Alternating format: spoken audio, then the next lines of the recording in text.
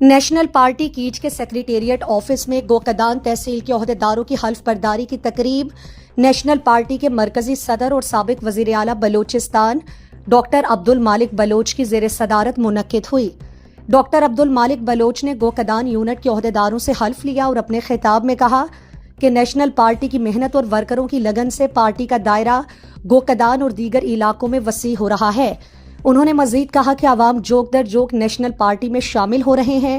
انہوں نے بلوچستان میں موجودہ صورتحال پر شدید تشویش کا اظہار کرتے ہوئے کہا کہ لائن آف آرڈر انتہائی خراب ہو چکا ہے۔ لگتا ہے پولیس اور لیویز فورس نے اپنے ہتھیار ڈال دیے ہیں۔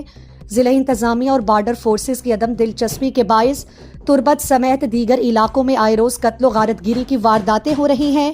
ڈاکٹر عبدالمالک بلوچ نے علم دوست شریف ذاکر پر حملے کی شدید مذمت کرتے ہوئے کہا کہ نیشنل پارٹی اس ظلم کے خلاف آواز اٹھائے گی۔ تقریب میں نیشنل پارٹی کے مرکزی فائنانس سیکریٹری حاجی فدا حسین دشتی، مکران ڈویژنل سیکریٹری واجہ ابو الحسن بلوچ، ریٹائرڈ جسٹس شکیل احمد بلوچ، ضلعی جنرل سیکریٹری سرتاج گچکی، سابق ضلعی صدر مشکور انور اسلم، مقبول بلوچ، رجب یاسین اور نعیم عادل سمیت دیگر کارکنان موجود تھے۔